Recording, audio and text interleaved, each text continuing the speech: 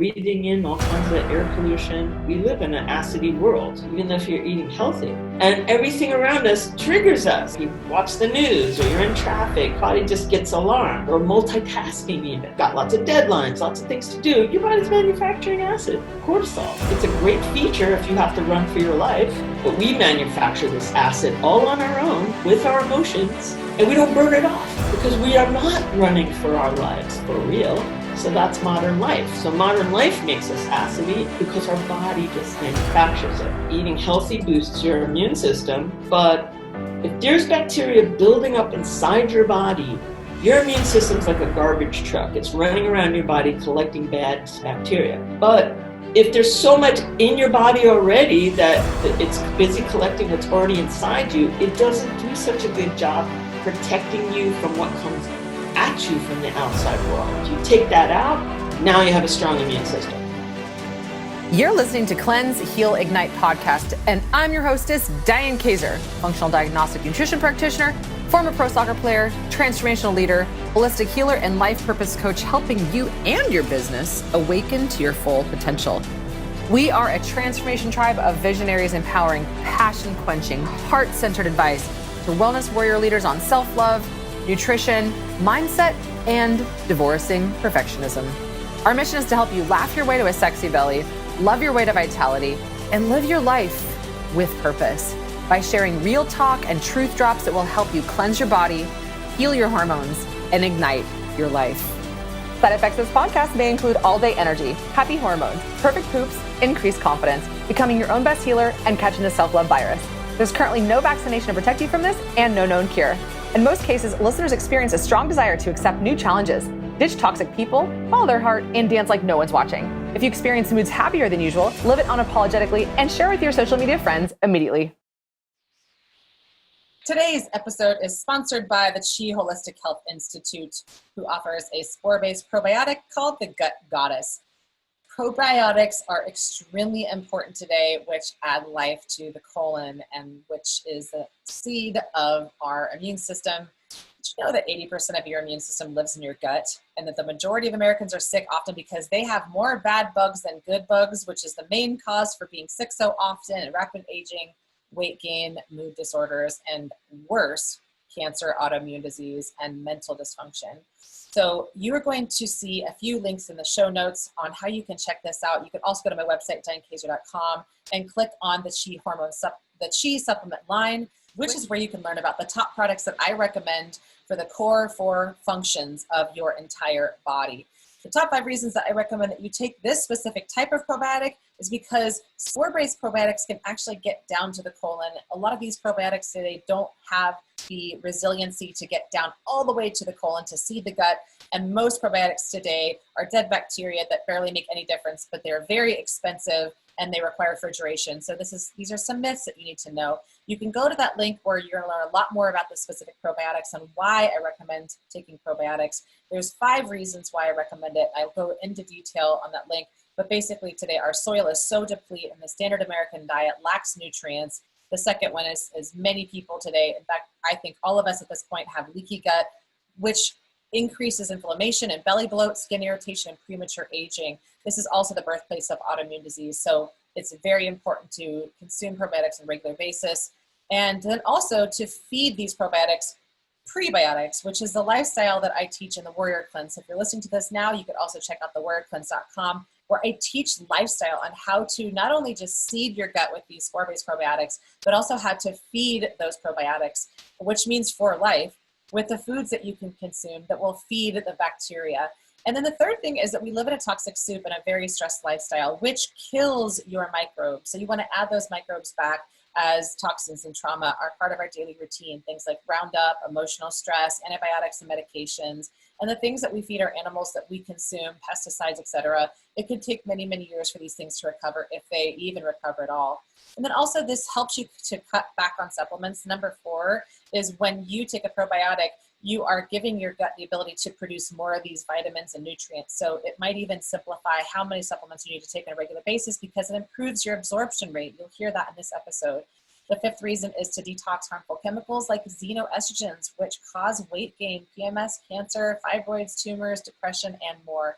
So I highly recommend you check out the Gut Goddess. If you want to grab it by itself, it's a 60-day supply, or you can look at it with a 3 formula. I call this the trio, and it spells PAL, to be your own best pal. Invest in your body with the PAL, which stands for probiotics, adrenal support, which is also thyroid support, and liver detoxification. So check that out on DianeKaiser.com, and let's get into the show. Hey warriors, welcome back to another episode of the Cleanse, Heal, Ignite podcast. Chi spells Chi, which stands for the life force energy that hopefully flows through you, but maybe it doesn't because you might have some blockages. Today we are going to talk shit. And if the word shit offends you, you might want to tune out. We're trying to be a little cheeky here, pun intended, so that we can make this topic fun, because talking about poop can be a bit cumbersome for some people. And what you'll notice about me and my very special guest, Kitty, over there, is that we have some little fun show and tell items. If you're watching this later on a video, Kitty's got her little, she's a shithead right now. What's your little poop head's name? Brad Poop. Brad Poop, that's BP. And I have Princess Poop. Her name is PP. They're a match. They're a match. She's large and she's the queen, and he's like the little minion. The subservient one. The subservient one. I think that's kind of like 2020, you know, in big cities. Tiny turd.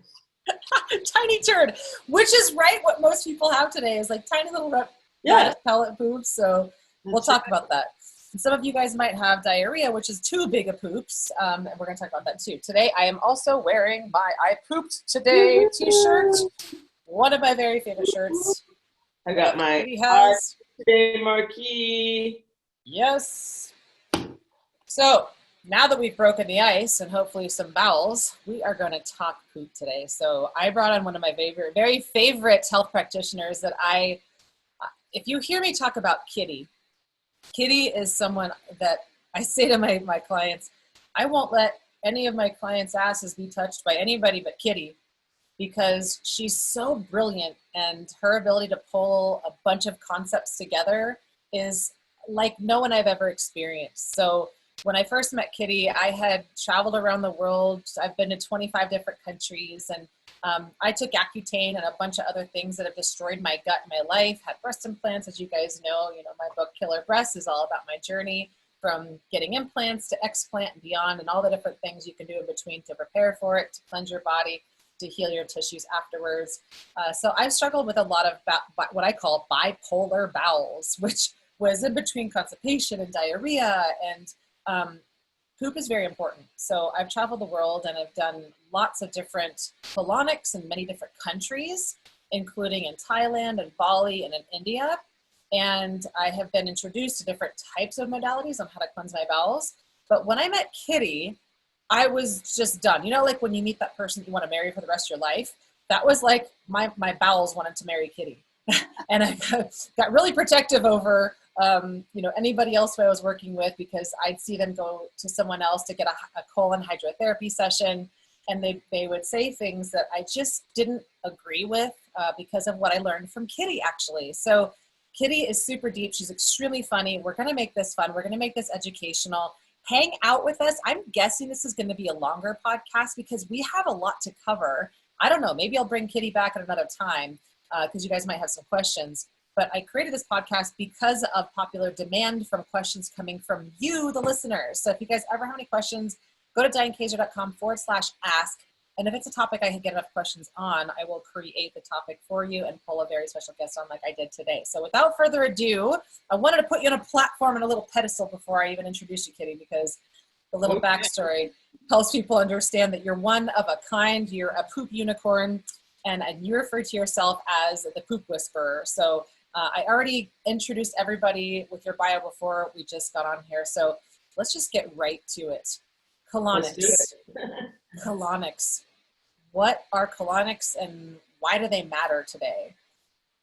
Well, colonics, if you've never had a colonic, for the people who haven't, basically the colon is your large intestine, and that's your fueling system.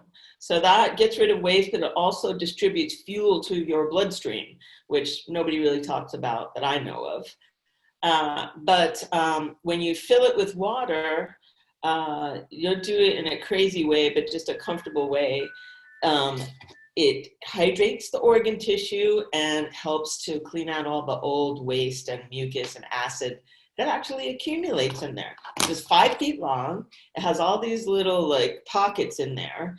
And if you go to the dentist and get your teeth cleaned, you know that if you brush and floss, the dentist is still scraping plaque and stuff off your teeth. So where the food goes in, that's where bacteria builds up in your mouth between your teeth. And where the food goes out, in your colon, or they call it the large intestine, also waste builds up in there. So when you go to the bathroom, little bits of waste just stay in your body and accumulate over the course of your lifetime. So a colonic does those 2 things. It takes out what the old stuff that's been building up in there, and then it rehydrates the organ tissue, which is that skin your colon's made of, because that's supposed to be 70% water. And most people are missing some water in their organ tissue. Oh yeah. My I last hope that colonic session with you, I was like, I'm so dehydrated, and you yeah. can feel it. Like, such a big part of disease today is dehydration, which causes a lot of backup of film and inflammation. And disease, like you've heard Hippocrates say, if you've been listening to my podcast, I say this a lot, is that all disease begins in the gut for the most part, unless you get cut on the skin, you know, and then it starts right there. It's been localized. Yeah. So we're going to talk about that. Kitty, the whole process of a colonic, it sounds like you're saying to me, it would be the equivalent of brushing your teeth and flossing your teeth, but never going to the dentist, right? If you don't do a colonic, like you say, I poop and I'm fine. I poop and I'm fine, and nothing, nothing's happening. I don't feel anything happening. But over the course of a lifetime, little bits of poop just stay in your guts. And between 5 and 20 pounds of sludge, like old poop, is in people's bodies who've never had a colonic before. Yeah. You could have 5 pounds or more in there, just in your guts, and you would never know that. I remember when I first came in and you told me some of these stories. I'm going to share a statistic too right now so we can get into one of them, because I think it's important for you guys to relate to this, because so many people tell me, oh, here's some of the myths, is that the mythology, like Kitty and I were talking about, is that people say, I poop every day, so I don't need a colonic. I'm not constipated, right? That's what they say. I'm fine. I got the 3 bananas a day when I poop. That's what they look like. And I'm good. I've never had a digestion problem. So then the second one I hear people say is, like, especially the guys, they're like, ain't nobody sticking no tube up my ass. And usually it's the guys that need it the most, because in the United States, colorectal cancer is the 3rd leading cause of cancer-related deaths in men and women. And if you combine men and women, it's the 2nd most common cause of cancer deaths. Right. And we talk so much about breast cancer in women, but we don't talk about colon cancer. And I've seen a lot of women on lab testing that we do in my practice where I'm like, oh, girlfriend, you need a colonic. And guess what? I send them to get a colonic, and their health just starts to improve. It's like that thing where it's like the hose that's kinked, and it opens it up and everything can start to flow, like Kitty said. So it's expected, colon cancer is expected to cause about 53,200 deaths during 2020. They say the incidence is decreasing because of early detection of polyps, but my perspective is that that's limiting, because it only limits causes of colorectal cancer to physical abnormalities that you can see in a colonoscopy, which I think is it's a decent screening, but it's a very limited screening. And I think that when you have someone like Kitty, she can help you understand your hydration and the bugs that might be coming out of you and where you might be holding on to certain things. So those are the myths, right? Is that I poop every day, I don't need a colonic, no one's going to stick a tube up my ass. What are the other ones, Kitty, that you've heard before when people think, I don't need a colonic, I'm fine? Some doctors say that the colon automatically clears itself, so you don't need a colonic. So it's true in one way. The colon is like a tube like this, but there's little pockets that look like this on the side of the tube. So the tube itself is a muscle like your throat. So every 16 hours, it's going to squeeze something out. But the pockets go like this. So if your organ tissue is below 70% water, they don't go like that anymore. They go like this. So it's not a complete squeeze. It's not a tight squeeze. So when you're going to the bathroom, a little bit stays in there. So you figure over 20 years, the average person that gets their first colonic is maybe 25, something like that. We're talking about 2 decades worth of little bits of poop accumulating in there and then turning into what we call plaque, which it looks like black tar. It's really hard and it doesn't come out in the toilet. It just sits in those little pockets, just like plaque develops in the center of your arteries after eating, fried foods over the course of a lifetime. Same thing. So plaque develops in the intestine. You might not know what's in there, but it's all pure bacteria. It's all bad stuff, and it leaks into your bloodstream through your fueling system if it's just sitting in your body. So your reproductive organs, right? So if your ovaries are right in the center, your colon is like this, question mark shaped organ, and in between it is the ovaries, the uterus, and at the very bottom for men, there's the prostate gland. So do you want all that bacteria and acid and toxicity leaking into the organ tissue of your reproductive organs? Or through your fueling system. So it doesn't do anything immediately, but over the course of time, just like anything else, there reaches a tipping point where one day, I don't feel good. I'm experiencing depression or anxiety, or I have cancer, or fatigue, chronic fatigue, bloating. These are the most common complaints of a congested colon. So when your colon is built up with little bits of poop, like from incomplete bowel movement, and just in reality, when say you drink something like milkshake or like smoothie or whatever, it doesn't all come out of the glass. There's a little residue on the bottom. There's a residue on everything. Usually, if it's not pure water, there's a little residue that stays behind. So when you're eliminating waste, a little bit stays in your guts, and it all builds up over time. So it turns into like sludge. It could be seen with an X-ray or a CT scan. Not going to see it with a colonoscopy, because that's a camera that goes up the middle part of your colon, which always keeps itself clear every 16 hours. So if it's not going out the door, if it's not going out in your bowel movement and 16 hours goes by, the muscle pushes the waste into those little side pockets. Too bad I didn't have a picture of the colon. I could point to the picture, Yeah, I know that was really cool when I first went to your office and you showed those things. I actually have what I'll put in the show notes, and I'll make a note of this. I'll put in the show notes of me actually going in to have a treatment by Kitty. Exactly. I was just looking for a pen to draw it. But so anyway, but that's the myth, is like, I don't need a colon because my colon is clean. No one's colon is clean. You're eating all day long. You're eliminating, and a little bit stays in there. And over the course of a lifetime, your very first colonic, that's what you're going to be dealing with. At least 5 pounds of that stuff, if not more. Yeah. We call it plaque, but it started out as poop, but it turned hard, so it looks like black tar. Mm-hmm. And when you're getting a colonic, you're laying on a table, you're hooked up to an instrument. Usually it's not messy, it's not painful. And then when your body starts to release that stuff, you can see it in the window of the instrument. It looks like tar. Mm-hmm.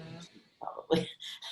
That's what's actually really cool about, I want to talk about and segment this interview in terms of a couple of different things. I want to talk about colon health. I want to help educate you guys through Kitty about the importance of bowel health and what the purpose is of having, healthy bowels, healthy gut lining. And we're going to talk about lifestyle. I don't know if you can see.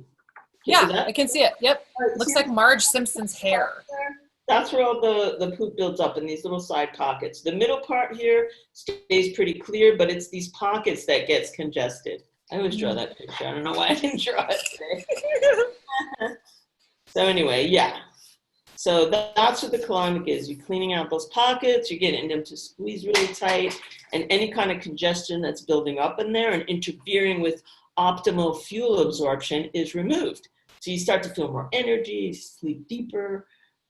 So most people don't notice these slow changes happening to their body. They think, I'm getting older. Yeah. I'm having less energy. And then they drink more coffee or more stimulants, or, they just try to cope with it. The lessening energy by sugar, carbs, your body starts to crave carbs sometimes, and you just, I need sugar, because you got to get through your day. You don't have enough energy because all of that sludge is blocking your fuel absorption. So you're not absorbing all the fuel. Even if you're eating healthy, you may not be absorbing all of it because of all that stuff interfering in your intestine. Yeah. So I want to talk about dehydration first, because what you just said about if the bowels don't have enough contractional movement, there's not enough, I think you said, water going into the body and or to the colon to form a stool, so it gets hard, compacted, impacted, rabbit pellets, poops like that are hard to pass. And it's like something like 75% of Americans are chronically dehydrated. That's a lot of people. So can you talk about the experience of like, why is it so important for us to be hydrated to form a stool? And also, I can say this from my own experience. I drink a ton of water every day, like 4 of these, but I still, when I go in to see you, sometimes you're still dehydrated. So can we talk about that? Well, you gotta understand also that your body burns water. So even if you're drinking it, your body might need more water than you can possibly consume through your mouth. Especially people who work out, they're building muscle. If you're building muscle, your cells need water and oxygen to build. Or if you're recovering from something, if your body's healing from an imbalance, your body's gonna take advantage of that water. And, hey, I need water. So all of your tissues are supposed to be 70% water. So you're absorbing some through your small intestine, about 30%. Now this is the holistic model. This is not the model that you may study in medical school, but there's 2 different models. So the holistic model is that most of the absorption takes place, I just drew it again, Dr., right here in the large intestine. So the fuel takes place here in the wall of the large intestine. So if you've got mucus on the wall here, you drink that water and it hits that mucus barrier, you just end up peeing.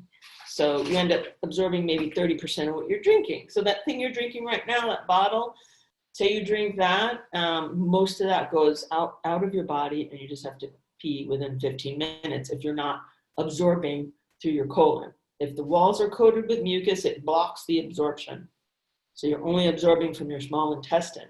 So you could be drinking water all day and the organ tissue of your colon could be missing water because there's mucus in front of it.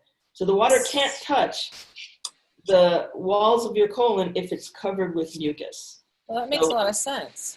Is that so? If you have these, along your large intestine, if you've got backed up acidic mucoid plaque crap stuff, then does that mean that you said you pee it out? So that it means it goes over. So someone who I hear this often too, is I pee a lot. Oh, it's probably because you drink a lot of water.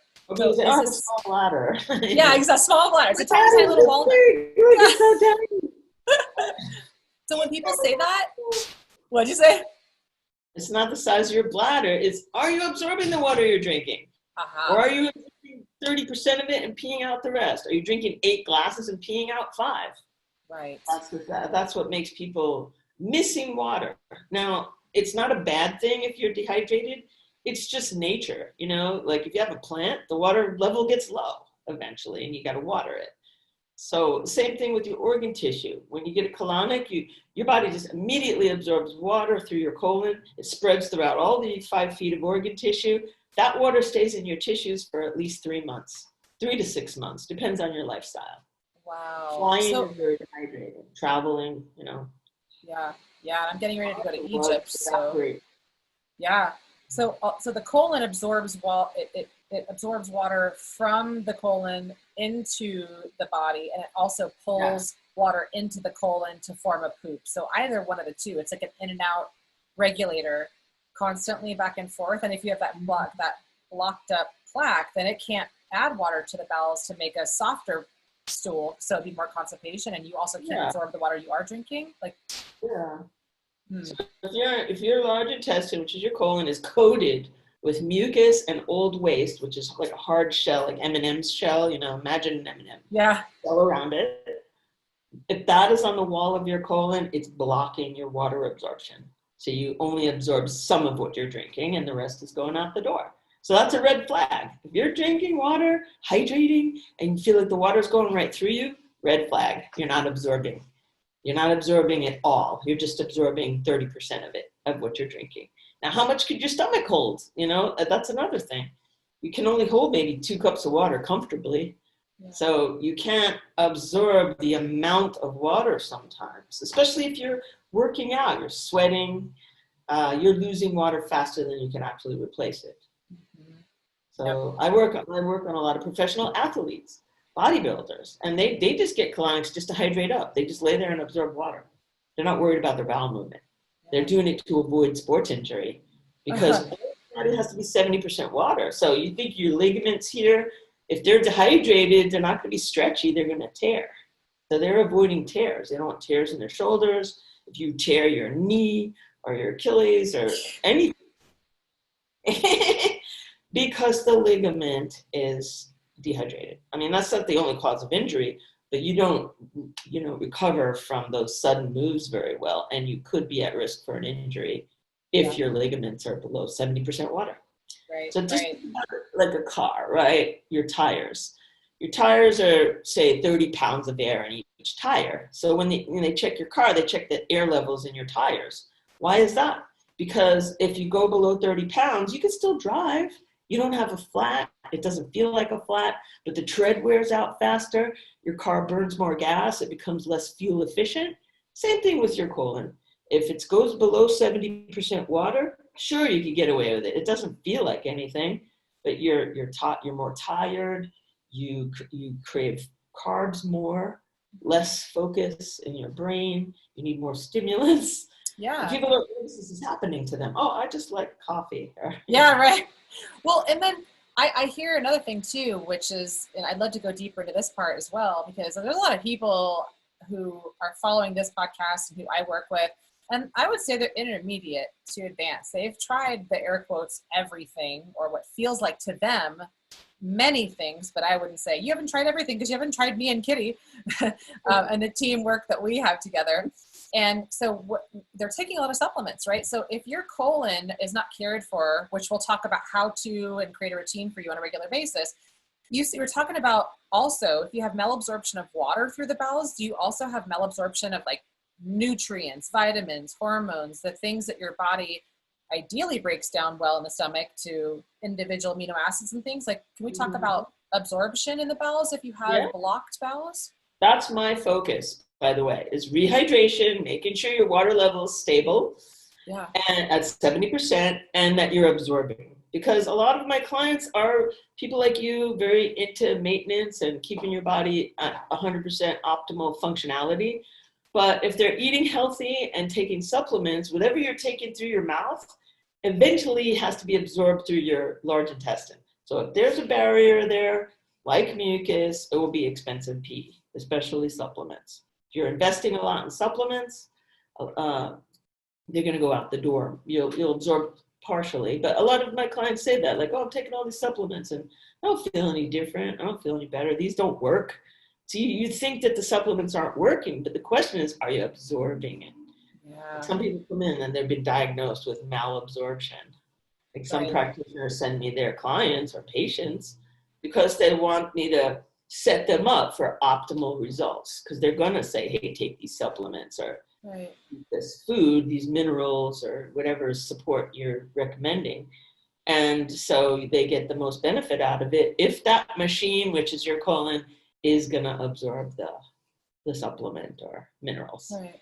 I mean, if you could, I don't know if you can estimate this, but is there, if you had a guess, let's say someone's absorbing 10% of what they eat and take in supplement form, or even bioidentical hormones or whatever prescriptions or whatever they are, depending on how they get absorbed, what improvement of the absorption rate might they experience if they did a series of colonics?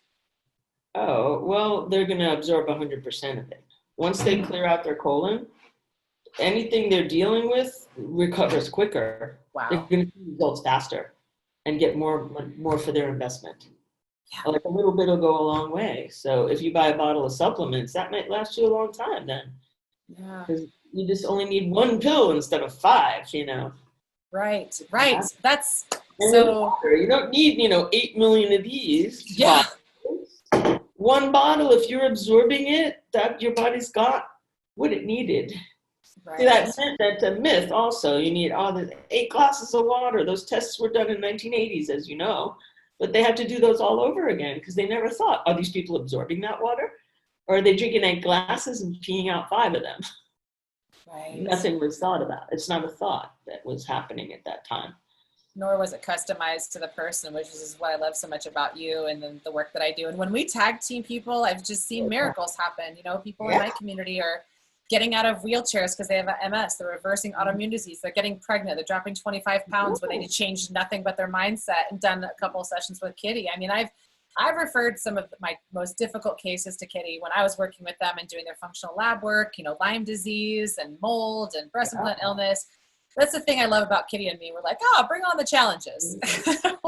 One of your clients actually had a major career breakthrough because he feels, I won't mention names or what he's doing, but you know who it is. But he never imagined it. He goes, I can't believe this dream I've had all my life. Now he's doing it because he's at optimal mental focus. And also when your body is detoxified, your vibration goes up. People look at you like, hey, what does that person do? And they're attracted to you. Yeah.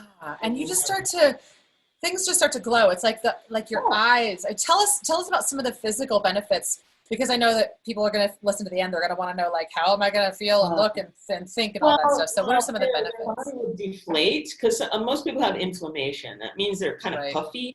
It's not fat usually, it's fluid in the body. So when you're very acidy, you just puff up and your clothes get tight. You feel fat, may not look fat, but you just feel all, like that.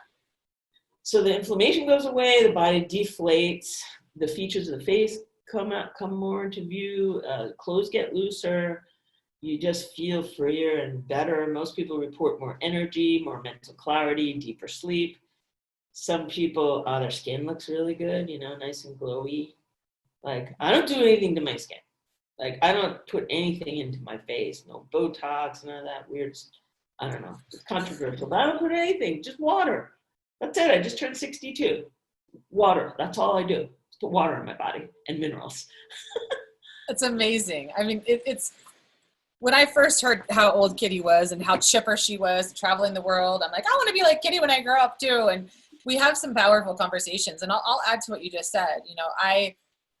First of all, if you ever have tried to get a six-pack but have felt like your efforts have failed, this is the fastest shortcut to get there. So those of you who have been like unincentivized to have a tube stuck up your ass, realize that it's going to show on your tummy the next day. You're just going to feel it. And you can see those chiseled abs. I haven't done a sit-up for 6 months, but people still say to me, how did you get those abs? And I'm like, and I'm not bragging. I'm just saying it's because I take care of my colon, and we'll talk about coffee enemas too.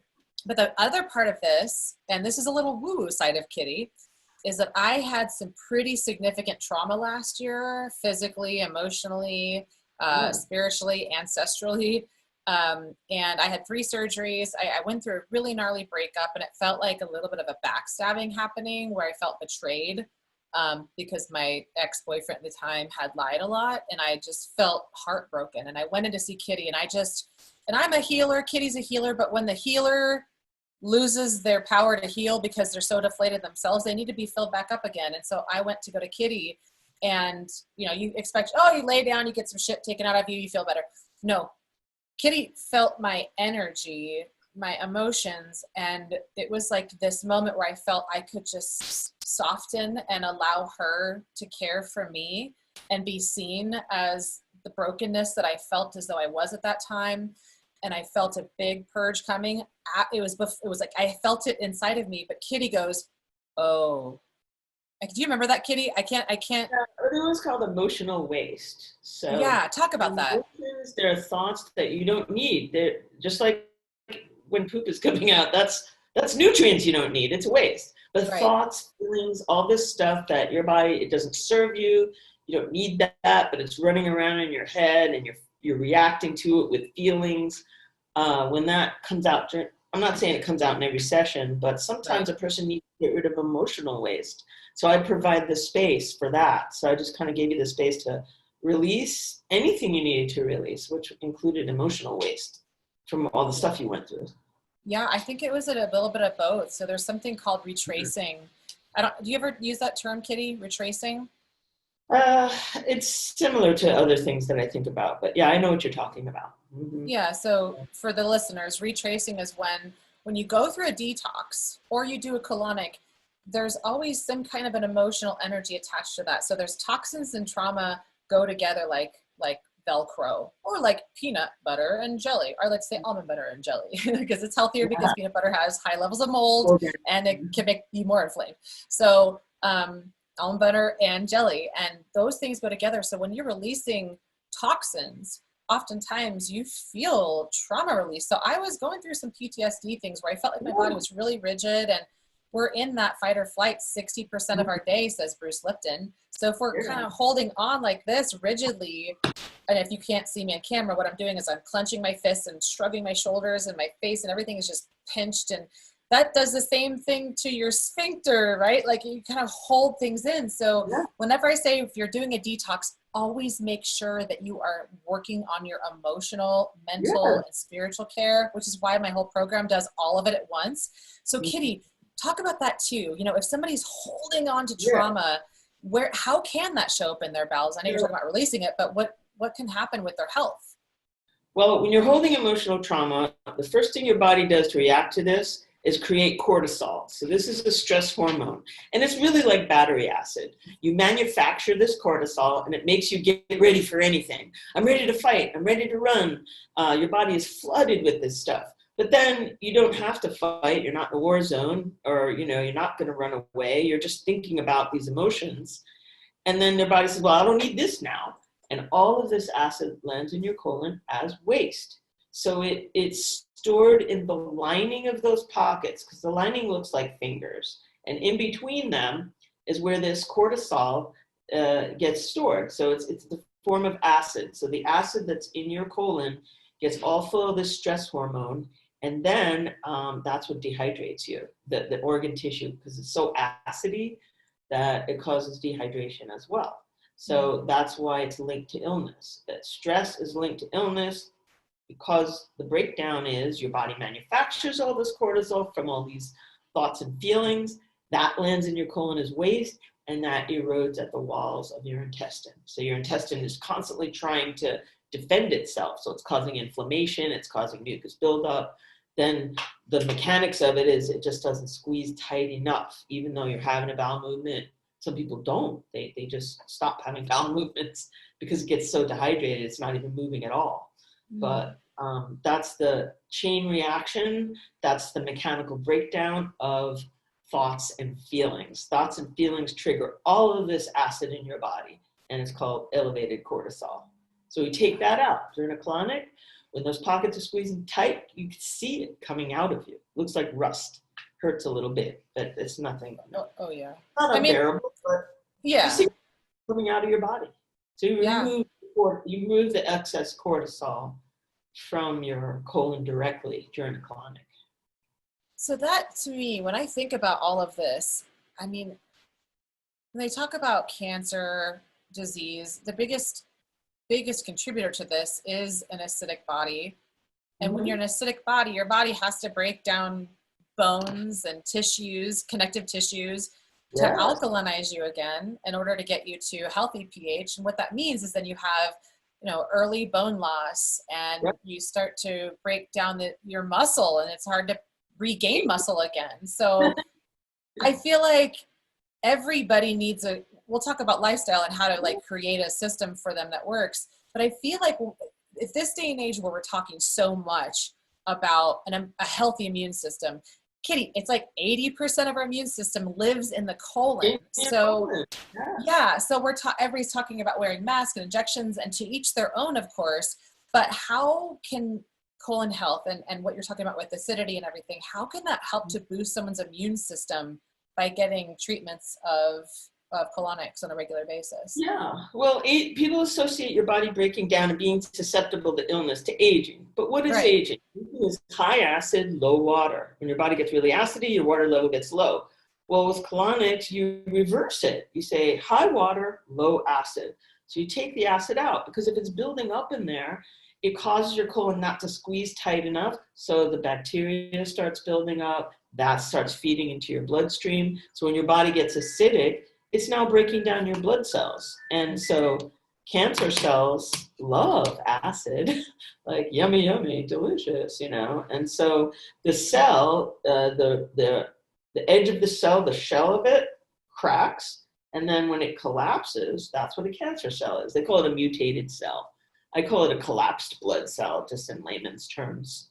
But the mitochondria, I don't want to use textbook terms, but anyway, that hard shell around the cell will crack from acid. The acid erodes at the blood cell. That makes sense. The walls. And it compromises. The walls get weak, the walls crack, and then if that cell should collapse and then the cells reproduce that way, well, that's cancer.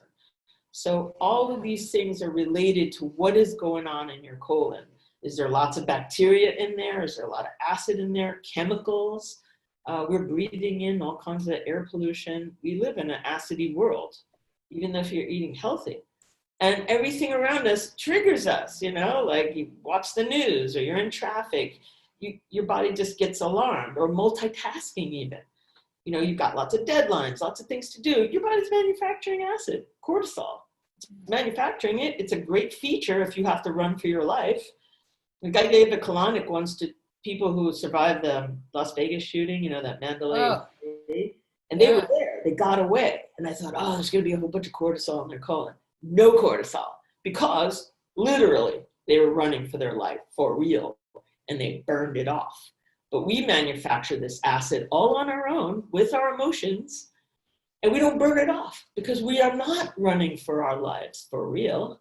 We're cursing at somebody on the freeway or talking to some annoying person on the phone or just feeling overwhelmed with too much to do. So that's modern life. So modern life makes us acidy because our body just manufactures it. So not only do eating healthy boosts your immune system, getting back to your original question, but if there's bacteria building up inside your body, your immune system's like a garbage truck. It's running around your body collecting bad stuff, bad bacteria. But if there's so much in your body already that it's busy collecting what's already inside you, it doesn't do such a good job protecting you from what comes at you from the outside world. So now your immune system is all busy trying to clean up your body from all the crud that's already in there. If you take that out, now you have a strong immune system. Now you're bulletproof. I like that term you use, is bulletproofing your body. You have all these great guidelines to bulletproofing your body, which I love. But and I think true. I mean, I don't know, can we say that? But you bulletproof yourself, you're not going to get sick. Somebody sneeze in your face and cough in your face and you're not going to die. No, I would say if you sneeze in my face, I mean, it'd be different if you spit in my face intentionally and that would be weird. But if someone sneezes around me, I'm like, okay, cool. Thanks for the immune system workout boost, inoculation. It's like, I have full faith in God and in God as our creator that made us exactly how we're supposed to be. And as long as you're caring for your body and protecting it, detoxing and clearing it, and also the mindset stuff, then it's like, worry is a huge acidic producer. And you create cortisol when you're worrying and you're afraid. But even if you don't believe in God, say, and you're just like a more evolution science person, sort of, the body is built brilliantly. It's a brilliant machine that is built to repair itself. And the immune system, it's naturally installed within us. But if it's compromised with too much bacteria sitting in your mouth, if you don't get your teeth clean, or sitting in your colon, or you're just eating just bad food or whatever, or bad emotions, negative emotions, all of this stuff builds up in your body, makes your immune system weak. It's like an army, it's killing off your own personal army. And then that army cannot fight what's attacking you from the outside world. Right. If you have a strong army inside, that's going to protect you more than a mask and social distancing. I mean, we're not making claims here, you guys, but. Wear a mask, do whatever you have to do, but you need more than that to really stay healthy. To stay healthy, get the most miles out of your body, inside out. Work on your immune system, and that's what, Diane, that's what you do, help people build their immune system. So that's all we're saying, build a strong army. More protection. Protection, yes. We're talking here about chronic care. We're talking about lifestyle, and there's a term that I've been using a lot lately so that you guys can have an idea. It's called psychoneuroimmunology. And what that essentially means is that your thoughts affect your nervous system, affect your immune system. It's this whole cascade. And your thoughts, and I'm not saying, again, this is not a claim, but this is my personal belief, and what I've actually seen in my own practice is that your thoughts can actually make you sick more than a virus can. Yeah. And so when you look at worry, which, Kitty, you might find this extremely interesting, and you could talk about this with your clients as well. Of the last 13 diagnostic stool lab testing that we do, and we do advanced diagnostics, not just like looking for bugs. We're looking at inflammatory markers. We're looking at intolerances of foods, immune system dysfunction, imbalances of bacteria that could cause, the bugs to eat more of the waste and nutrients and food than the body, which causes you to inflame and get really fat when you're trying to decrease fat. And we look at inflammation in the body. And so these are very, very advanced diagnostic tools that we use in my practice for the CHI program. And 12 out of the last 13 labs that we looked at had H. pylori. I have never seen this. So what you guys, that means is H. pylori is a bug that turns down your stomach acid in the stomach, which sucks because you need stomach acid to break down food, to turn it into energy, into amino acids, to neurotransmitters, to feed your brain so you don't feel so brain foggy and you have energy. There's a lot that goes on. If you can't digest your food, that's when you die, because then the undigested food becomes food for the bugs, and the bugs can grow bigger and then they take you down. Like, when people die of pneumonia, like Kitty was saying earlier. So worry. Where do you think what organ, I'm going to give you guys a second to think about this. What organ does worry affect according to traditional Chinese medicine? Your stomach. So if worry lives in the stomach, that is what creates this acidic environment, and that's the environment that H. pylori can take over. And so that's what I've seen is that with all of these H. pylori clients is because there's so much fear and worry.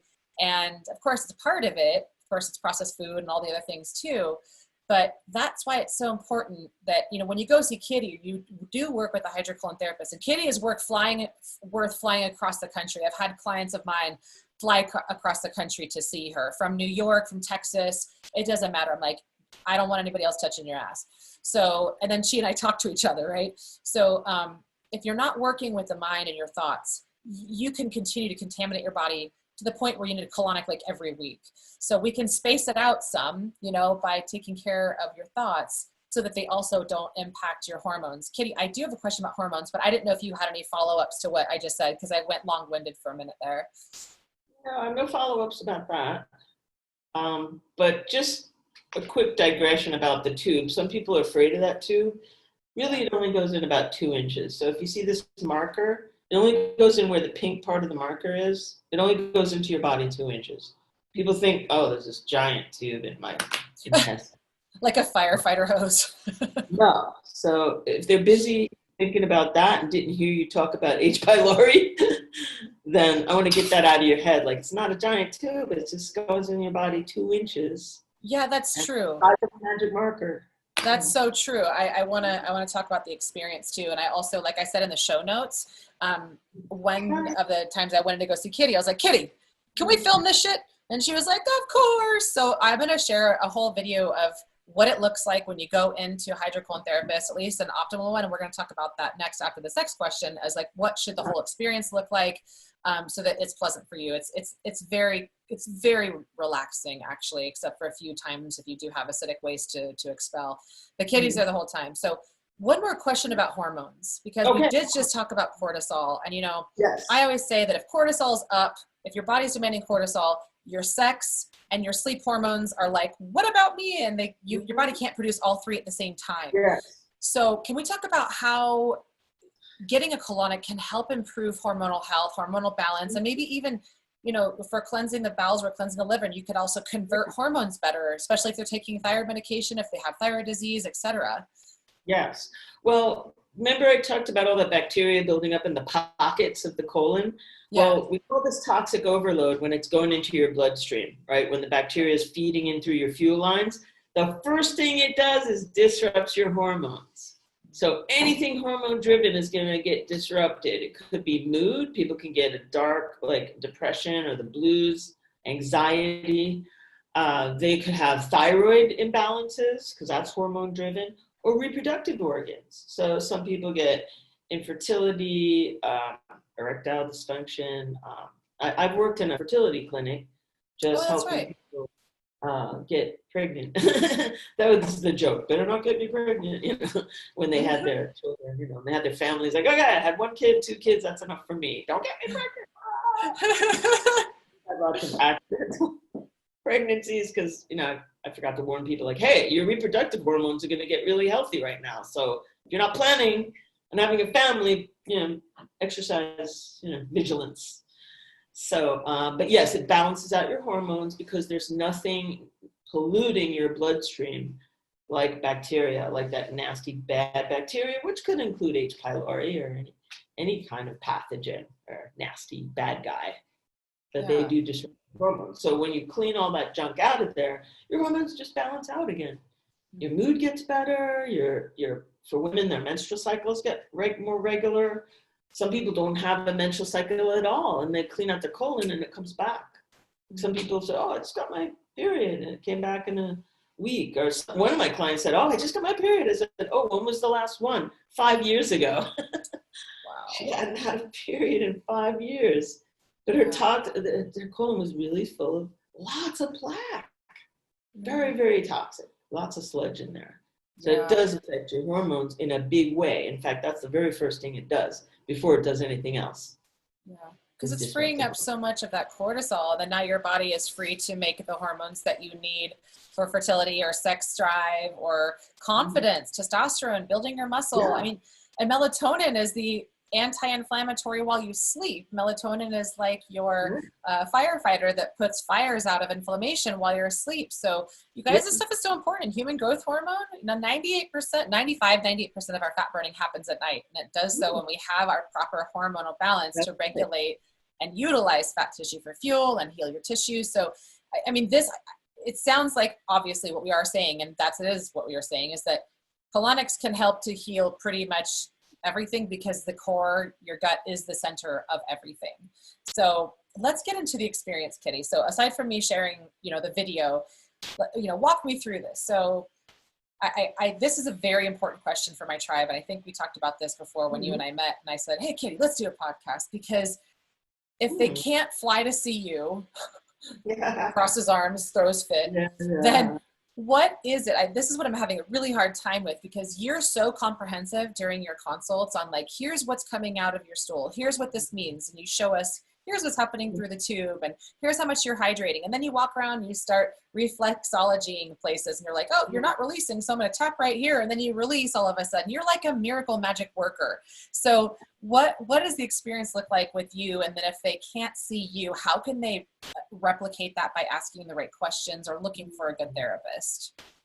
Well, the first thing you want to do is go to a system called the closed system.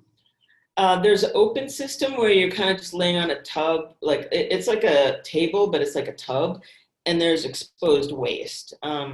It's not appropriate for the average person. There's nothing, I don't want to put it down or anything like that, but it's a lot of water pressure. So for your very first colonic, you don't want to be blasted with water and feel really uncomfortable and get turned off of the experience. So a closed system, the therapist can regulate the water pressure. So if it feels weird to you, water going in your body, like you're going to fly off the table or something weird, just tell her, usually it's women, but some guys are colon therapists. Ask them to fill you up with less water pressure, turn down the pressure. So low pressure, fill your intestines with low pressure. People who are gentle and not aggressive. Some people push on the stomach really hard and they get very aggressive because they're obsessed with trying to get something out of you. My approach is, well, let's get the organ working first. Let's rehydrate it first. You may not be missing water, but if you are, let's put that missing water back first. Then it'll detox itself. It'll start to squeeze tighter and kick out all that old stuff. So when you're looking for a colon therapist, you want to make sure it's the closed system for your first anyway. You could try the other ones later, but for your very first experience, don't go to an open system. Go to a closed system. And then later you can try the open and compare and see which one you like better. Then with the therapist, I think the Yelp reviews are gonna help you, because you could read other people's experiences. And then their certifications, you know, you want to ask where were they trained, and it really helps if they happen to be a reflexologist, or some other skill rather than just only colon therapy. I mean, most people are just only colon therapists. I happen to have been a reflexologist before I became a colon therapist, so I do that kind of acupuncture without needles thing, where I press on nerves that connect to your intestines to activate your intestines. If you find one of those people, awesome, go for it. Or, you know, you can just look in the directory. There's an association called GPACT, G, P like Peter, ACT. They have a directory of, I like the way they train their colon therapists. Very gentle techniques. Did you say GPACT, like PACT? ACT is the name of the association of certified colon therapists. Mm-hmm. So they can go to the GPACT website and see who's listed on there. So they have credibility. Okay, I'll put that in the show notes, you guys. I think I'm hearing her. Just check. It is. And so that way, at least you know they had proper training and credibility, because you want to make sure that they were taught properly and know what they're doing, and safety protocols and all that. Yeah. So. Okay, I got it for the show notes, you guys, because I originally spelled it wrong, just so you know. So, okay, cool. So those are essentially, like, you gave us about three simple steps to finding a good therapist. And what I also like about your sessions is that you're using, you know, essential oils, and you know when the body needs what. So the reflexology points is something that, you know, let's say if someone's having a hard time, because I can hear the fear that some people have about going in to see someone like you is, oh my God, what if it's painful? What happens if it's painful, Kitty? What in that moment, what are some of the tools that you use to help them get through that pain and to minimize it, make it not so unpleasant? Well, if they have pain, it might be an air bubble releasing from their intestines, and you know how what a gas pain feels like. Yeah. I'll do essential oils. Like I put some oil on, like peppermint or citrus oil under their nose, and just have you take a deep breath, like through your nose and out through your mouth. So when you breathe through your nose and out through your mouth, and you're smelling something relaxing like a citrus oil, it helps your guts unwind, and it helps get that pressure out of there faster. So it relieves the discomfort, those deep breaths. So I kind of coach you. If I see that you're a little uncomfortable, you know, I'll have you take a deep breath. And that's what you can do if you're getting a colonic somewhere. If you feel crampiness, deep breath through your nose and exhale through your mouth. And that kind of just unlocks the intestines. It just lets it open up, like unravel. Yeah.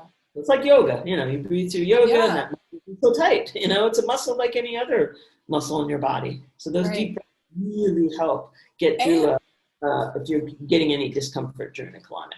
Yeah, and a lot of people don't know this. I didn't know this until I started doing some research, is that a big percentage of how we detox, like 70 to 80%, happens through our breath.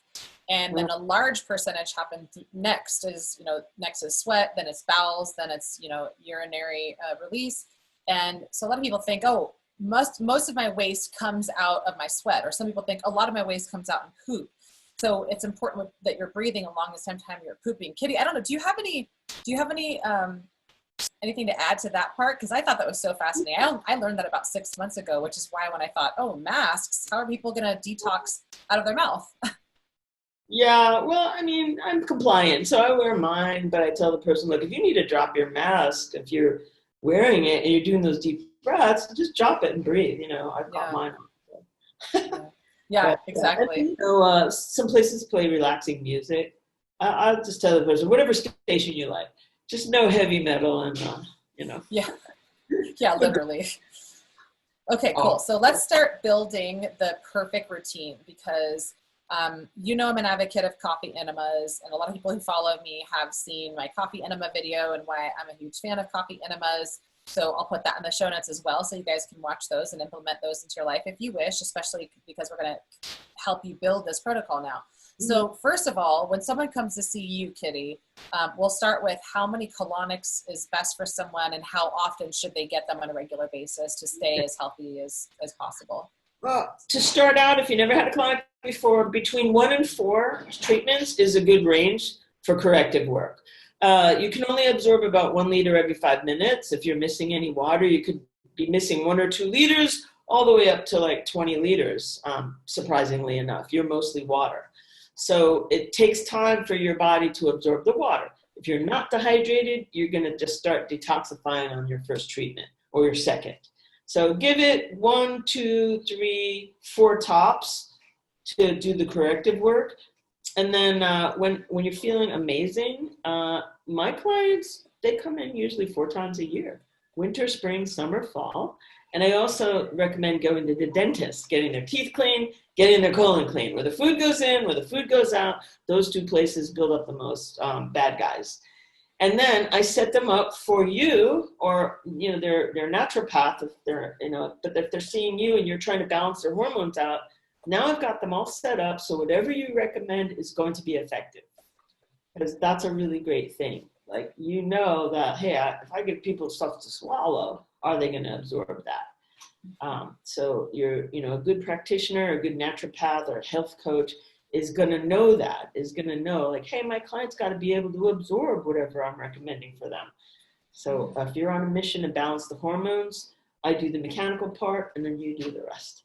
Yeah, I've always done, colon hydrotherapy sessions or enemas, before I travel is a big thing, or before a bikini competition when I used to compete. It was like a super secret to a slim waist. I mean, that's your meme right there, Kitty. Colonics were very popular in the 1950s. You ever see an old movie? The waist is really tiny, tiny, pointy boobs, or the guys even had tiny waists. But actors did colonics so they could keep their midsection really small. Well, less waist, small waist. Yes, there you go. Well, you just said something, and I want to get back to this because you just started another question, but I want to make sure I finish this whole protocol thing. So once a quarter, cool. Is it like around the change of the seasons too? Is that the best time? Winter, spring, summer, fall. If it's winter time, the best time to detoxify is before the holidays. Like, most people go, oh, wait till after I ate all that crap. But see, when does flu season start, right? December, January. After January 1st, people get sick because they're all full of toxicity. Then they add more sugar, more inflammation from holiday parties and partying. So starting Thanksgiving, starting with Halloween, because you don't want to eat candy, but there it is. It's everywhere. I'll have one of those, and then it snowballs from there. So in the Western world, there's a lot of sugar, a lot of inflammatory foods, stuff you wouldn't normally eat, happening starting from October 30th. So the good time to detox really is right before Halloween or right before Thanksgiving, because then you bulletproof yourself. So you can go to holiday parties, enjoy yourself, have whatever indulgence you want to have without going, oh no, what's this going to do to me? Well, your body's going to process it. See, your body, when it's clean and there's no inflammation, it can battle out anything you throw into it. Yeah. And full of sick people, it's going to protect your immune system, protects you. So with toxicity in your body, through the holiday season, you're likely to be set up, you're weakened to get sick or get a flu in January right after. Yeah, and I'd add something to that because I have, for example, there's several clients that we test with the stool testing that we do, the advanced diagnostics, that we find how many immunoglobulins is their mucosa and their colon producing in response to gluten when they're exposed to gliadin, which is the main thing in gluten, the main protein. And so a lot of people have high levels of that. And then also, even if they don't have high levels of that, there's a lot of glyphosate, Roundup, junk in processed foods. So just be mindful and know what you're doing. And this is what I teach in the Warrior Cleanse. So if you're listening to this now, it's going to come next month again. And okay, Kitty, I'm going to start firing some questions for you at the end here, which are... Yeah, so some of these are questions I get on a regular basis that I can't answer personally, but I think that you're really equipped to. So all this talk today about, and we talked about it a little bit today too, but when someone says to you, or when you hear this, we have to build the terrain. Our immune system is based on a healthy terrain. We haven't used those terms, but I want people to understand that because it's going to become a household term. We got to build the terrain. We got to build the gut terrain.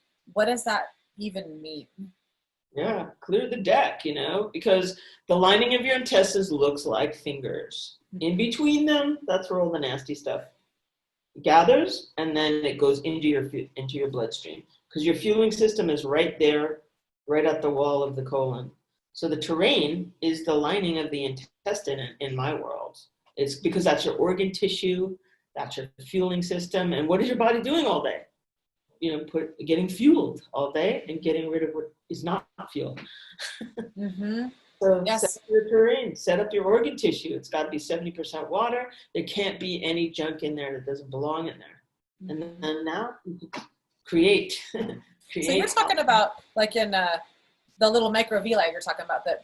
Yeah, villi. I don't know what term. Yes, it's villi. Yes. And is that you're talking about that in the large intestine? So if it's essentially cut down, then that's why you were talking about it can't be a catcher's mitt for these nutrients anymore, because it's so flatlined by the terrain. That's the toxic terrain. Yeah, exactly. Yeah. You have that in your small intestine too, because people can get infections in their small intestine. Yeah, Sibo is so popular today. And a big part of that, that's what I want to ask you too, is a big part of that's the migrating motor complex. So people they're out there and they're treating Sibo, small intestinal bacterial overgrowth, small intestine fungal overgrowth. There's all these different Sibos and SIFOs now, which is bacteria and fungus that's trapped up in the small intestine, and it's actually not supposed to go backwards and up in that direction. So they're doing all this stuff. They're doing antibiotics, they're doing the different elemental diet. They're restricting certain foods, and it's really very limiting. It's difficult to live in a normal life when you're doing that. But I don't see a lot of people talking about why the migrating motor complex is impaired and why that bacteria is backing up, because the migrating motor complex is not functioning. So I see a lot of practitioners, they go, okay, here, take this migrating motor complex supplement or prescription, but really, you're saying the migrating motor complex is impaired because of dehydration? Yeah, because look, think about your large intestine as a tube that squeezes. So there's two valves. There's a valve that attaches to your stomach and a valve that attaches at the other end to your small intestine. So these valves are not talking to each other, and they're not flinging open all the way open, and the valve is just opening partially. You're going to get all this pressure in there. So just think of elevator up, elevator down. If there's pressure in your large intestine, the elevator is going to go up. So the bacteria is going to go back through the valves, and people get acid reflux, or like you say, migrating bacteria. So it's going from the bad place back into the other floor. So think about an elevator with different floors. So the ground floor, ground zero is your colon. Sorry about that. Oh, that's an emergency, talking about bacteria going the wrong way. It could definitely lead to an emergency. Exactly. So ground zero, ground floor is your colon. The floor above it is your small intestine, and they're connected by a valve. Then the floor above that is your stomach. So elevator up, elevator down. So if the ground floor is got too much pressure because the valves are not opening, because you're dehydrated, the bacteria is going to go back up to the small intestine. Somebody once said, I have feces in my stomach. How does that happen? I go, wow. That she showed the MRI, and actually poop migrated up to her stomach. She had poop in her stomach. I was going to say, I was going to ask that. So, I mean, that could also be a cause for, acid reflux and the H. pylori you're talking about. Like literally your shit goes upside down. Wow. I don't think you could throw up poop, but man, I couldn't believe that. So I called my sister. She's a nurse practitioner. I said, hey, can you explain that to me? And that's what she said. She told me, elevator up, elevator down. If the elevator that's going down it suddenly gets jammed and goes back up, you end up with poop in your stomach where the food goes. And lots of bacteria, poison. So no wonder so many people are getting SIBO, that bacteria in the other parts of their digestive system. It's migrating back up when it should be going down, and it's going up. Yeah. So I imagine valves are not coordinated. So during a colonic treatment, when your water level is up to 70%, your valves recalibrate. It's just like an engine of a car, the carburetor and the valves. If they're off, the car will backfire, and can blow your engine, but The same thing with the intestines. Your two valves have to be calibrated. They have to talk to each other. One opens up, the other one opens up, and then it triggers the peristaltic wave, which is the contractions. Yeah. So if your contractions aren't tight and rhythmic, yes, you will have a buildup of bacteria that may migrate back up.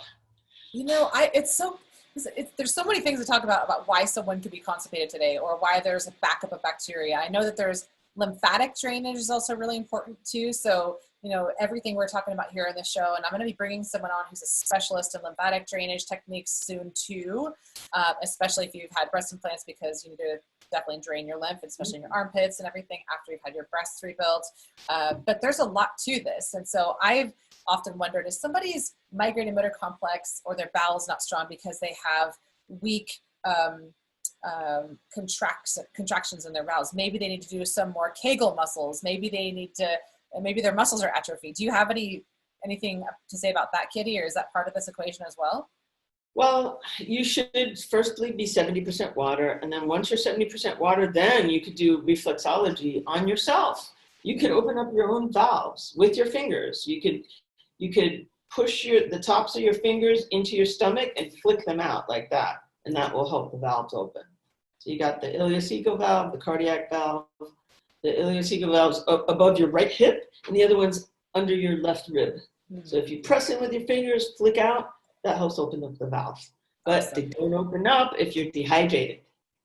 If your organ tissue is below 70% water, they're not going to respond. Yeah, hydration's so important, plus mineral balance, plus getting rid of the mucoid plaque. You know, what? Then you get bloating. That's the number one complaint, bloating.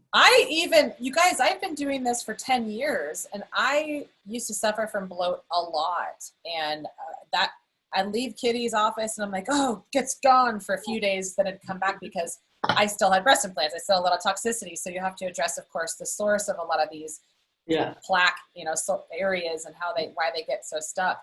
So, okay, moving to the home stretch, Kitty.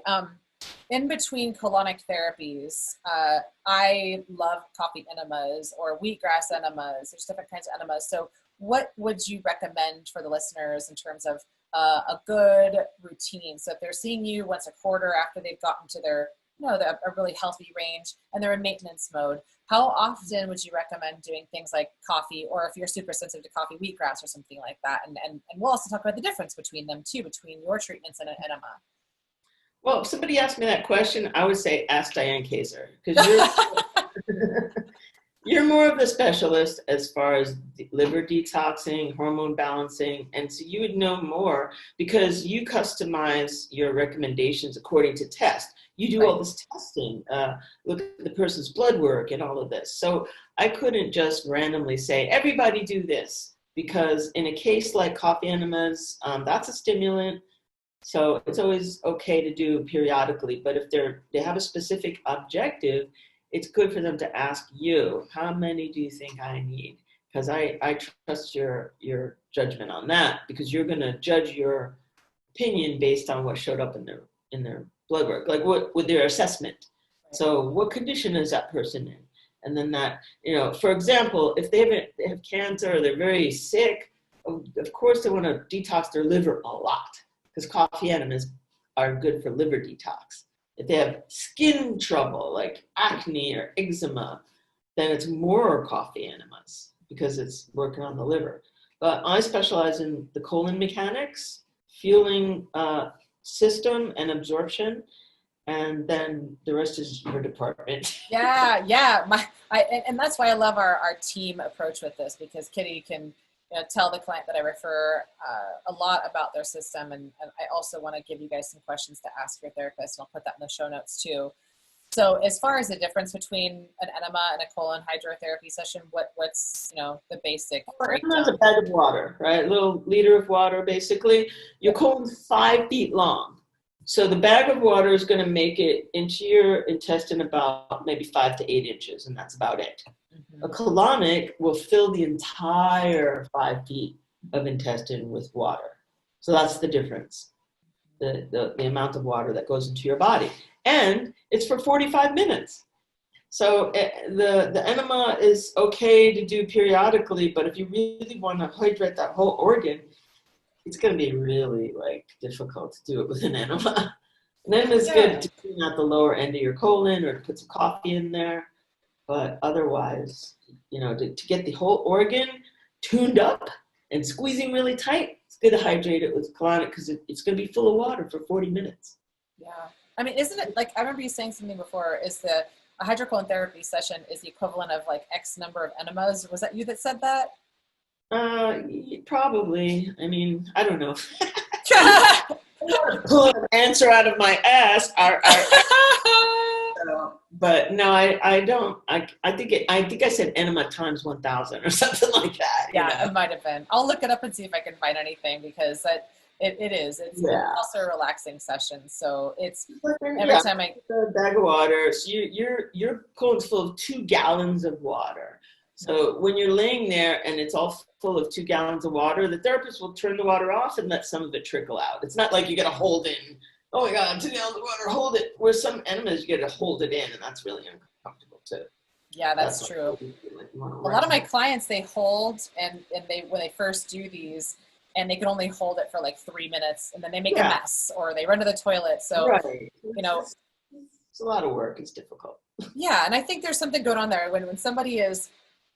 I don't know if you have any feedback on this, but if somebody tries an enema and they can only hold it for a few minutes and then they have to go into the bathroom, what might that mean about their bowels? Well, it's just the physicality of it, you know, because your bowel is designed to expel. So if you try to hold something in there, your body's going to battle you. It's like, hey, get this out of there. Get it out of there. You're going to feel the sensation of it's got to get out. Whereas if you're just laying on a table filling up with water, and something wants to get out, I could see it on the pressure gauge. On the instrument, the needle starts jumping up. I'm like, oh, your body wants to get something out of there. And I turn the water off and let your body expel something. Yeah. Instead of you having to run to the restroom, you're just laying there. And I'm doing all the work. Whereas with an enema, that person is doing the work. Yes. And with your body battling against them because, you know, exit. Yeah, exit only. I mean, get that out of there. No judgment if you're not practicing that, but anyway. Doing an enema. Yeah. Okay, couple time, all the time, you know. Yeah, exactly. Elevator down. Enemas are not sexy. Yeah, exactly. So a couple questions. These might be some rapid fire ones too. Is people who, and I'm talking here about the ones who are chronically taking laxatives. And maybe it's a prescription and the doctor's like, oh, it's perfectly fine. That's all you need. And then they're like, check, I don't need a colon hydrotherapy session. I am not constipated. Mm-hmm. Or the people who are taking, you know, like Senna tea and they're doing it on a regular basis. What is your thought and take on that? And is it good for our bowels or not so good for our bowels? Is it a toxic Band-Aid? What are your thoughts? Anything the word laxative, whether it's made out of an herb like Senna or Cascara sagrada, or if it's from a drugstore like Dulcolax, no laxatives. A laxative is a stimulant. It's a very 20th century idea. This is kind of like the 8-track tape of, you know, of colon support. It doesn't support your colon. It's old technology. It's old school. So it's based on the idea it's going to zap your colon and make it shake. That's what a stimulant is. It zaps it. Well, the colon's behavior is not to shake. When it shakes like that, you feel like you're cramping, like you're going to explode. So there's teas, you know, called smooth move. It's not a smooth move. It's an exploding bowel. They should call it exploding butt tea, not smooth move. It doesn't move smoothly because it's zapping your colon and shocking it. It's like when someone has that heart attack and they're zapping it with electricity to make it jump. That's not a normal heartbeat. You're making it jump. So that's an old idea that's very outdated, very 20th century. So we never want to do a laxative. If you want to do anything to support and help eliminate, just a blend, you know, without Senna and out Cascara sagrada. You know, something like intestinal movement formula or colon max. These are a little bit of magnesium and some other little things that are not stimulants. So no laxatives. That's going to make your colon weak. Because if it's zapping it, making it shake, the colon has a memory and it has a muscle memory.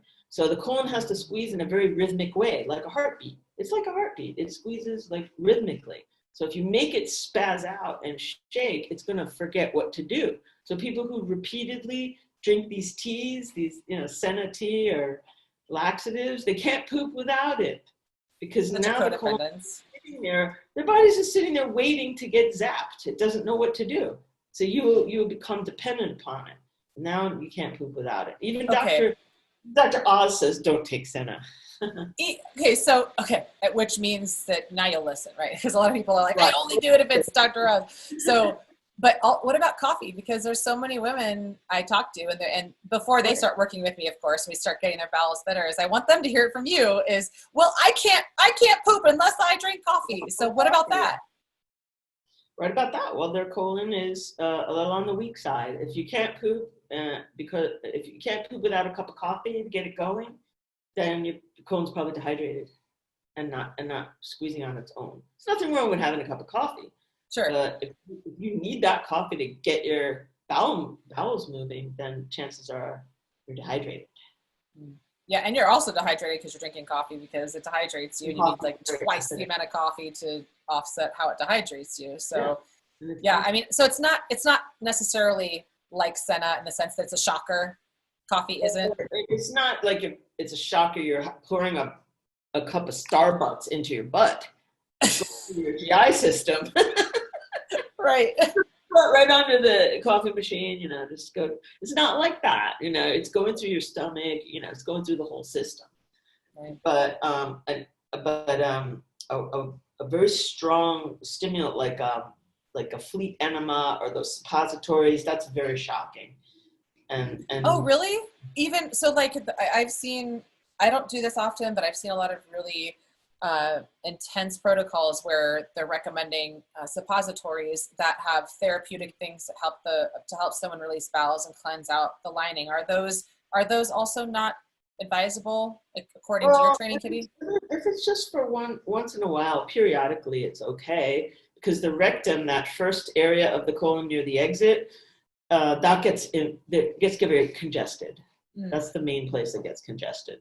For men, the prostate gland's right there, so you don't want anything hanging out around that. Yeah. Where the colon takes a little right turn there, right at the edge there. So one of those suppositories, but we were talking about regular use, right? Like using it all the time. So stimulants, coffee is a mild stimulant, and senna and laxatives are massive stimulants. That's like drinking 2 pots of coffee. You don't want to do that. But one or 2 cups is not a bad thing, but just remember, if your body is starting to rely on it, then it's not doing such a good job on its own. So it's probably dehydrated. Because once you're hydrated, once you're 70% water, automatically it starts contracting and squeezing on its own. It's surprising. You're like, wow, I went to the bathroom without a cup of coffee. Amazing. Mm-hmm. Mm-hmm. Yeah. I mean, anything that you're codependent on is not healthy. Anything that you need in order to have function that should be a normal function is your body speaking to you in the language of symptoms, and it's time to listen to it instead of creating stories around it. Oh, it must just be, like I said, Kitty said earlier, like, oh, I'm just getting older, or it must just be my hormones, or maybe, it didn't eat enough fiber, or maybe like those are good questions to ask. Did I eat enough fiber or fat or hydration? Do I have enough minerals in my body? But, if you're experiencing it very commonly and often, then it's your body screaming at you. Don't let the scream turn into cancer or something even more, IBS, IBD. Don't let it get to that level. Your body's already speaking to you, and you notice it happening for like a week or a month. A month is usually a time where I say, okay, something's off. So reach out to someone like me, or schedule a consultation with Kitty. She's in Anaheim.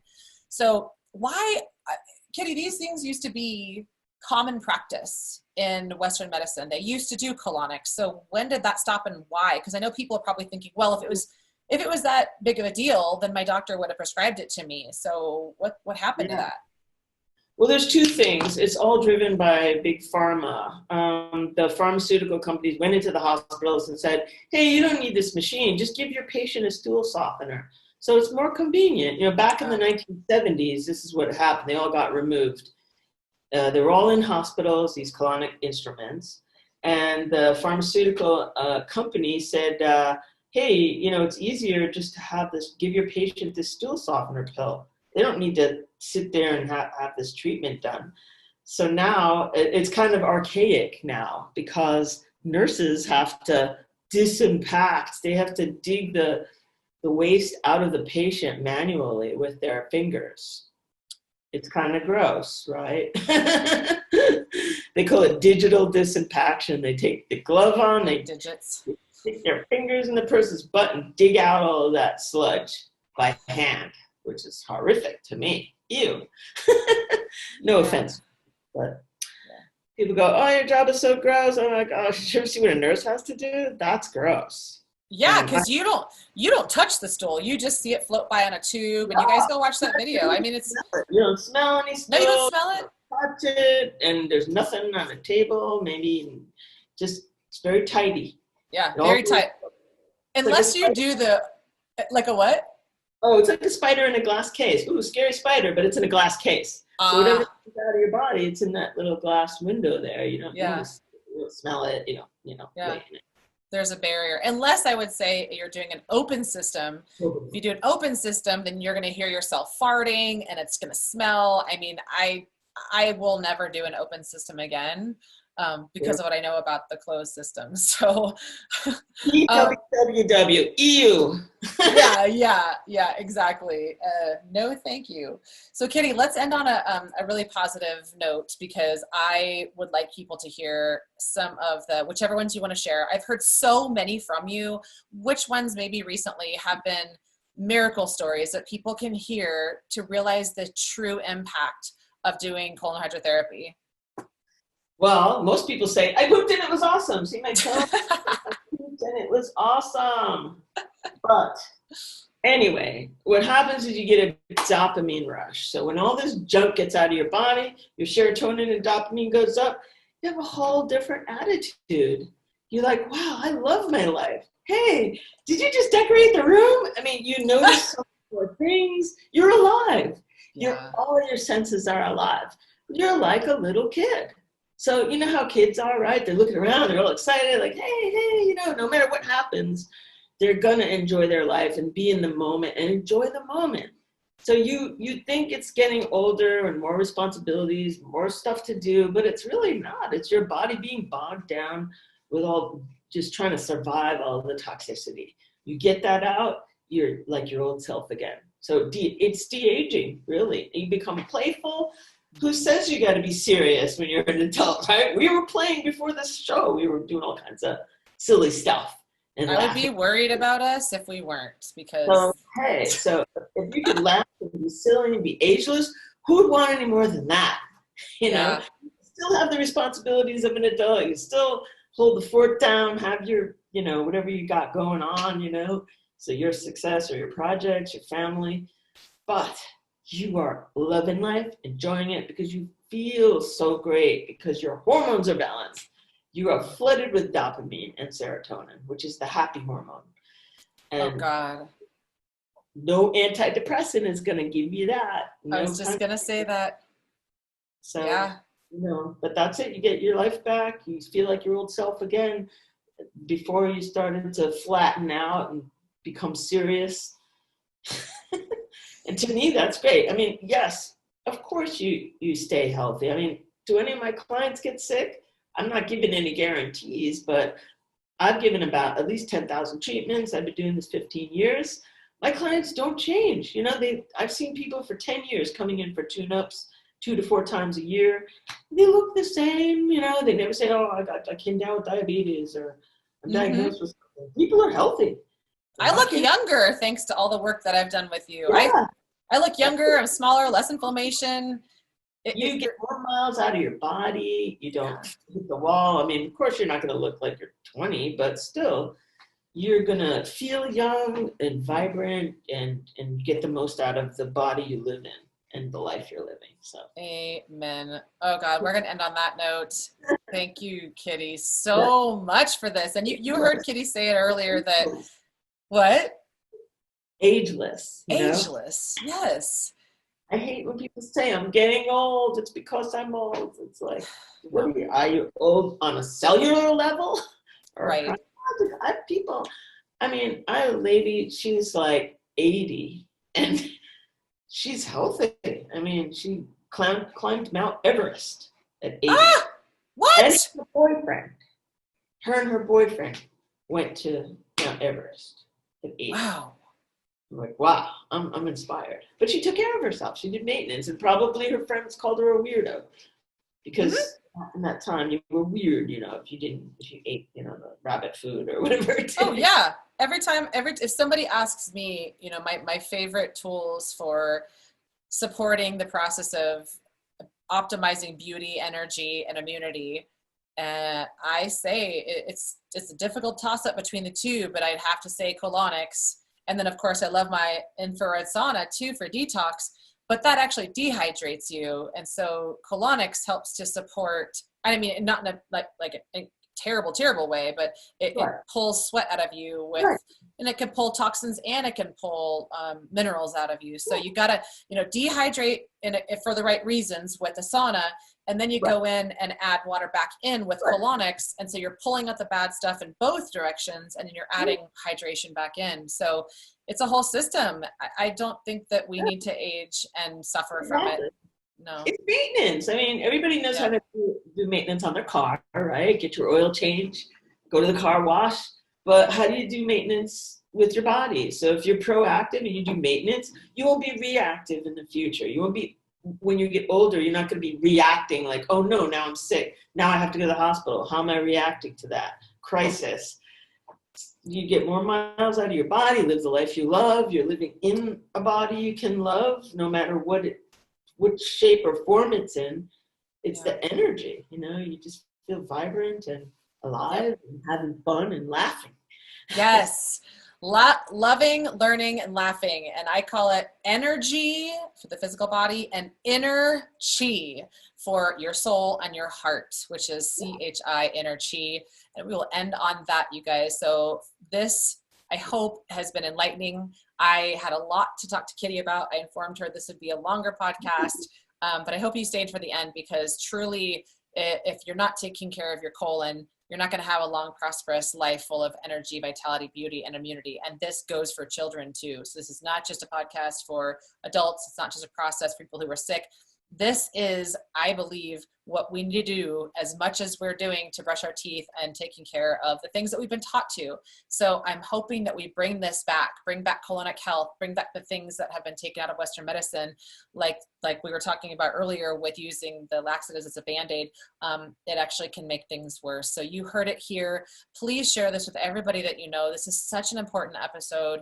And if we do need to have Kitty back, I'm sure she would. Well, I'm not going to put you into any pressure, but Kitty is really generous with her support. And so if you guys do want to maybe even consider becoming a certified colon therapist, she does this kinds of training in Orange County. Reach out to her. I'll have all the information in the show notes. Kitty, thanks again so much for being here today. And we hope that at the end of this episode, the things that you've learned, and maybe you'll have a treatment, that at the end of the month, maybe you can say, I pooped today every day of the month. Brad Poop approves of this message. And it's awesome. Whoop, whoop. Yes. All right, you guys. What did you say? We have fun because we poop a lot. That's it. If it's not fun, you're not going to get it done. So thanks again so much for being here today, Kitty. And we will see you guys on the next episode. If this inspired you, share it. And if you have any questions for future show, DianeKaiser.com/ask. Bye for now. Thanks for tuning in to today's show. If this episode really tugged at your soul and you're ready to have your personal breakthrough, we would love to have a heart-to-heart with you to get you crystal clear on 3 things. What do you want? What's standing in your way? And how do we get you to your soul goal in the fastest time possible? Visit my site, DianeKaiser.com/call to schedule your free 1-hour connection session with one of our warriors to map out exactly how you want to look, feel, and live. We've helped thousands of women warriors just like you all around the world free themselves from the symptoms and suffering they never thought possible. And you just might be our next success story. Talk soon.